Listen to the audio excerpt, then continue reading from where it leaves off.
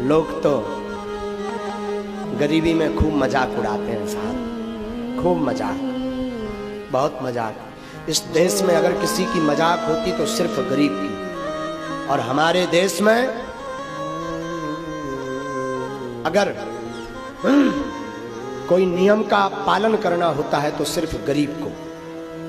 अमीर कभी कोई नियम का पालन नहीं करता श्रीमान, केवल गरीब करता है। मास्क भी लगाता है तो सिर्फ गरीब लगाता है। चालान की बाजी आती है तो गरीब का चालान होता, कभी बड़े आदमी का कोई चालान नहीं हुआ। बड़ी विचित्र स्थिति महाराज, गरीबी बहुत विचित्र है। हमने अपने जीवन काल में बहुत नजदीक से गरीबी देखी, बार बार स्मरण आ जाता है। कहना नहीं चाहिए, अच्छा नहीं लगता, पर साहब सत्य तो आखिर सत्य होता है। हम अपने जिस गांव में रहते थे साहब, जहां हमारा गांव है मध्य प्रदेश में छतरपुर के पास में, उस गांव के हम ब्राह्मण हैं। गांव के ब्राह्मण थे, परिवार में हम घर में अपने सबसे बड़े थे, भाइयों में, बहन में, भाई में और बहन में। महाराज पिताजी कुछ करते नहीं थे, तो हमने अपने घर में रहकर, जहां हम रहते थे, 8 वर्ष तक भीख मांगी। 8 वर्ष तक भीख मांग करके दास ने खुद जीवन चलाया। और उस वक्त के कई वाकया ऐसे हैं जो हृदय को बार बार झंझोर देते हैं, बार बार वो याद आते हैं। हम जब पढ़ने जाते थे गांव में, खैर ये, हाँ सुनो, जब पढ़ने जाते थे हम गांव में, तो हमारी आदत थी बचपन से ही महाराज तिलक लगाने की। हम बचपन से तिलक लगाते थे। तो सरकारी स्कूल में पढ़ते थे, क्योंकि पैसा तो था नहीं, भीख मांग करके भोजन करते थे। माता पिताजी भी थे, भीख मांग करके अपना परिवार चला। स्कूल में पढ़ने जाते थे, हमें बार बार स्मरण है, स्कूल में जब हम पढ़ने जाते थे तो छोटे छोटे जो हमारे मित्र थे, बच्चे,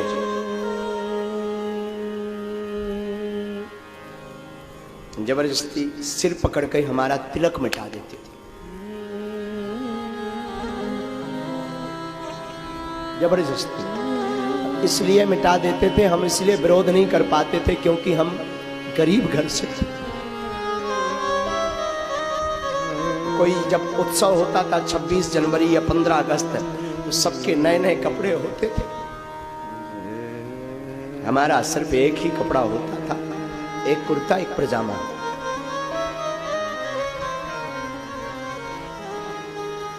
बचपन था हमारा, हमें वृंदावन पढ़ने जाना था, भागवत। उस वक्त 2000 रुपए किराया नहीं था।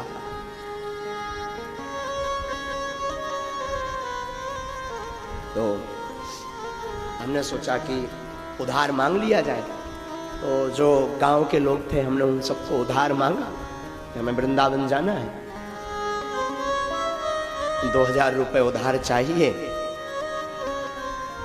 महाराज 15 दिन तक घूमे, किसी ने उधार नहीं दिया था, किसी ने उधार नहीं दिया था। क्यों? क्योंकि उन्हें पता था कि अगर हम इसे उधार दे देंगे तो ये चुकाएगा नहीं। कार्ड, शादियों के कार्ड जो होते ना, कार्ड में पूरे परिवार का नाम आता था, सिर्फ हमारे पिताजी का नाम नहीं आता। क्यों? क्योंकि ये गरीब है, ये आ नहीं पाएगा, और आएगा तो कोई व्यवहार नहीं चुका पाएगा, कुछ गिफ्ट नहीं दे पाएगा।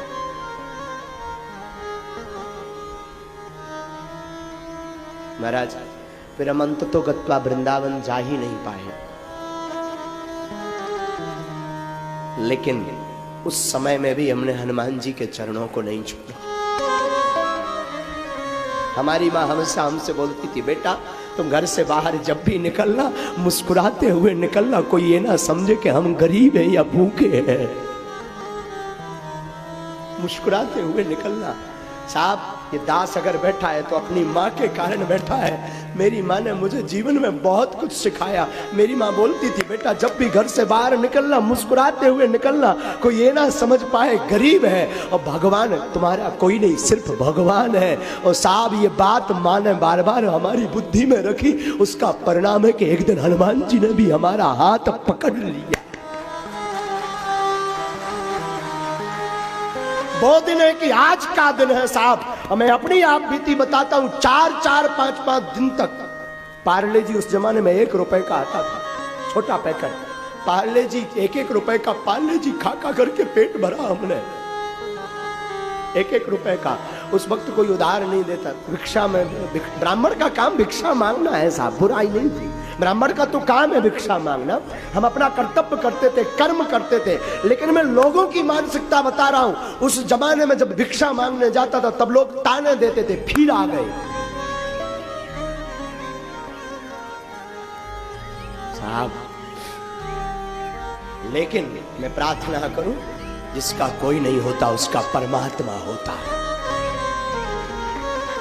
वो दिन है कि आज का दिन है। हमने हनुमान जी को कभी छोड़ा नहीं साहब। हम कहते रहे जैसी तुम्हारी इच्छा। मेरी माँ बोलती रही, बेटा तुझे चिंता नहीं करना, तू तो केवल भगवान का भजन कर। और हनुमान जी ने ऐसी पूंछ घुमाई कि आज बागेश्वर धाम पर हर महीने में 70,000 लोग निःशुल्क भंडारा पाते हैं। उसी वक्त हमारे दिल में बैठ गया था कि अगर हनुमान जी ने हम पर कृपा की और शायद 2 रुपए भी मेरी जेब में आए तो मैं गरीबों को भोजन करवाऊंगा।